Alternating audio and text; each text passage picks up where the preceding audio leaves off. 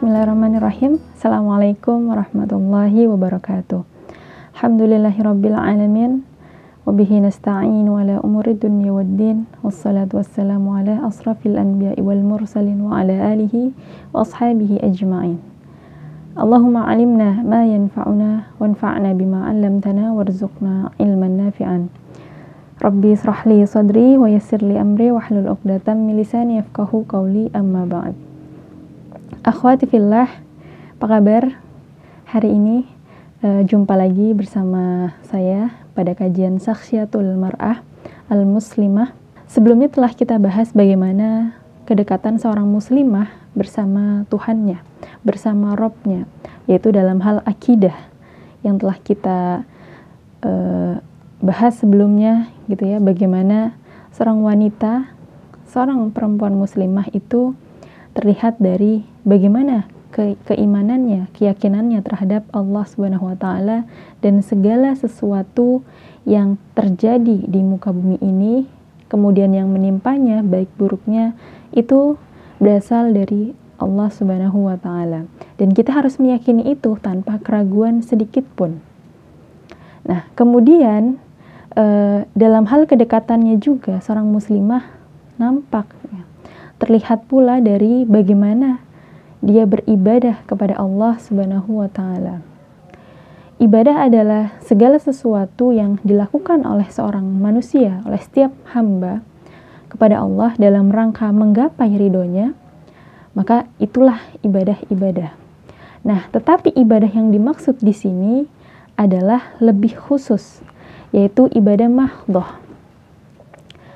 Seperti sholat, puasa, zakat, bagaimana kita terikat dengan hukum syara dan senantiasa tunduk terhadap aturan Allah SWT, itu adalah yang dimaksud ibadah khusus yang ada dalam konteks kedekatan kita terhadap Tuhan. Nah, baik, apa sajakah itu gitu ya. Nah, di sini disebutkan gitu ya bahwa seorang muslimah senantiasa beribadah kepada Robnya, kepada Allah. Dalam hal apa? Yang paling utama dan yang paling mendasar itu terlihat dari sholatnya.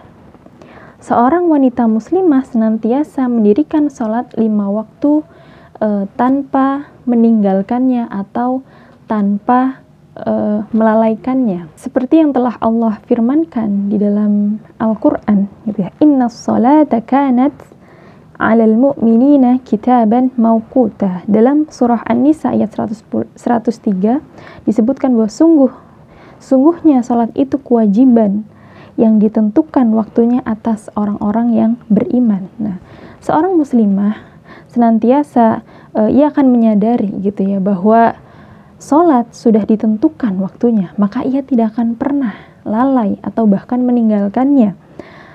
Tapi apa? Justru selalu melaksanakannya tepat pada waktunya. Nah, kemudian Rasulullah SAW suatu ketika juga pernah ditanya oleh salah seorang sahabat, Ayyul a'mali afdal ya Rasul? Nah, kemudian Rasul menjawab, faqala as-salatu fi awwali waqtiha. Nah, sholat di awal waktu. Nah, ini menandakan gitu ya bahwa sholat adalah prioritas bagi seorang muslim atau muslimah. Keutamaannya pun gitu ya, tidak hanya sebatas bahwa ia merupakan perintah Allah saja, melainkan ketika kita melaksanakan sholat fardu, ya, khususnya itu dengannya akan menghapuskan setiap dosa-dosa kita setiap saatnya. Nah, perumpamannya pun gitu ya telah Rasul sampaikan gitu ya melalui hadisnya gitu ya bahwa perumpamaan orang yang melaksanakan sholat 5 waktu itu seperti umpamanya kita memiliki sungai di depan rumah, sungai yang bersih. Nah, dengan sungai itu kita mandi ya setiap harinya 5 kali. Nah, apa yang terjadi? Nah, tentu badan kita akan bersih, kita akan segar, akan suci. Nah, pun sama gitu ya dengan sholat 5 waktu. Ketika kita melaksanakannya gitu ya, karena sholat akan